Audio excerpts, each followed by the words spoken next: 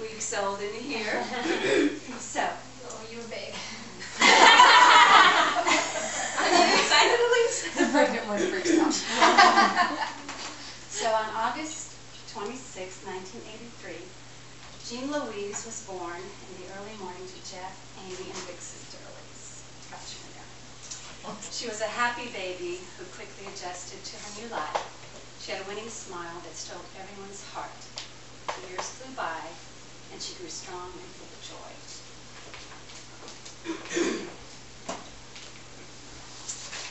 Next, for all the adventures they had.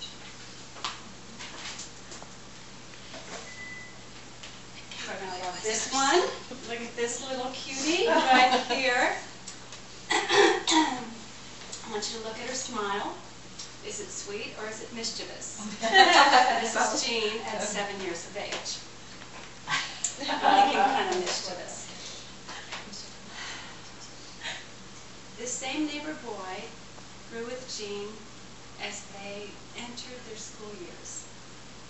They entered the world of reading, recess, and carpooling.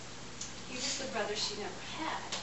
Carpooling conversations centered around typical brother-sister endearments, such as, "He touched me," or "She crossed the invisible line in the back seat." They knew, "For I know the plans I have for you, declares the Lord. Plans to prosper you and to not harm you. Plans to give you hope in the future." And it has been a pleasure being part of Jean's past, this very Jean's past. Yay! The story of Jean and Jeff. No one's ever seen or heard anything like this.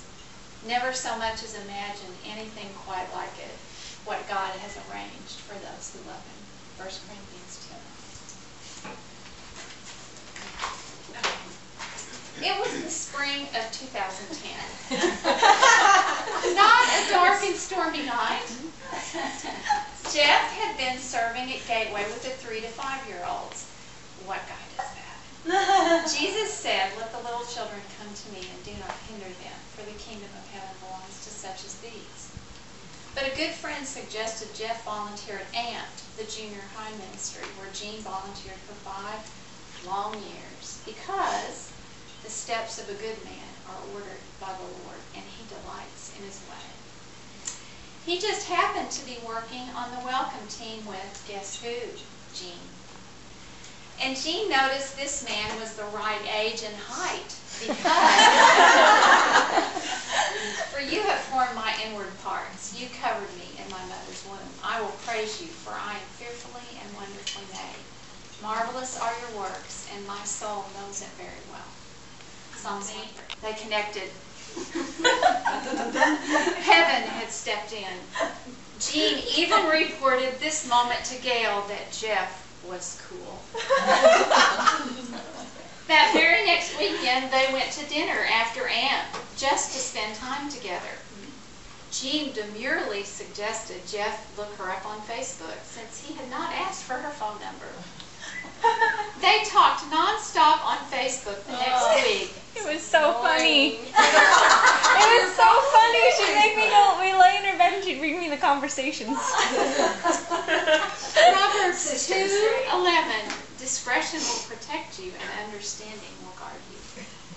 As the youth event approached, Jeff arranged a dinner for the leaders to meet so Jean could go.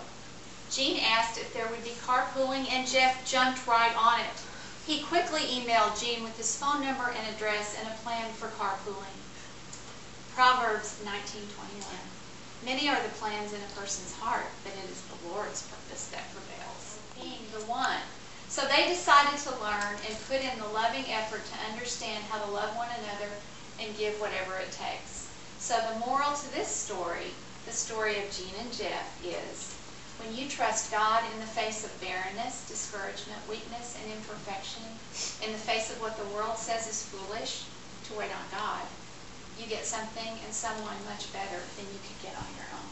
Oh, to your future. So I asked him for a verse for you that would kind of encapsulate it the best, and none to my surprise, he gave me Isaiah 58:11 for you and Jeff. you, meaning you and Jeff, you, anytime I use you, it's plural now.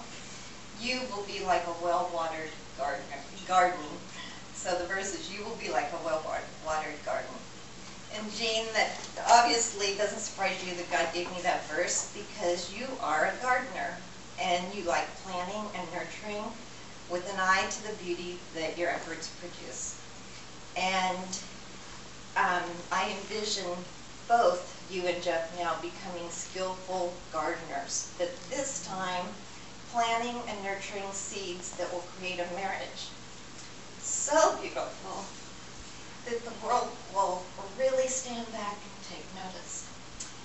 And just like gardens refresh, and when somebody's weary, you know, you just spend some time in a garden and they come back encouraged and refreshed and restored, that's what your marriage will do for many people, including yourselves.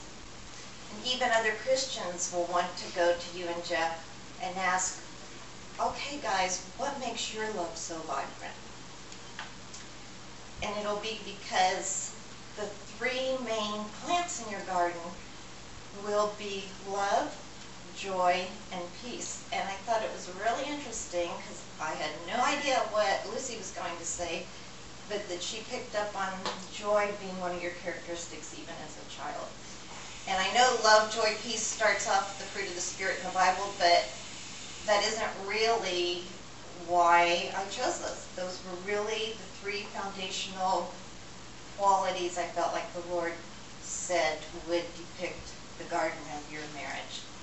So you and Jeff will be planting lots of seeds of love, characterized by tenderness and respect and humility and servitude towards each other.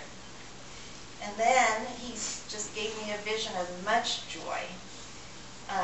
Joy that's fertilized by laughter and fun together, projects that you do together, trips and vacations that you take, and just the simple joys found in the little things of sharing everyday life together.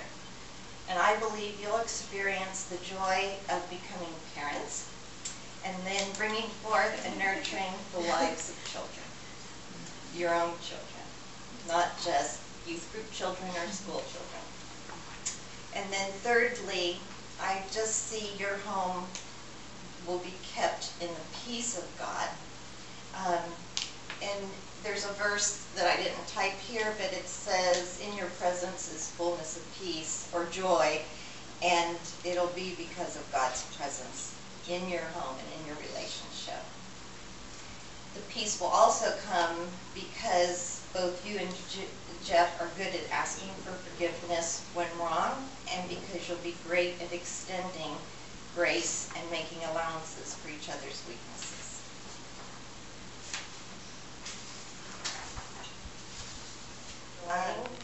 And experiencing all God has for you and Jeff in the future.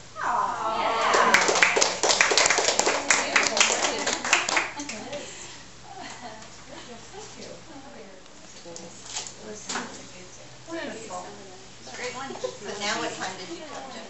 Yeah, he said he was on his way when I told him we were So we know.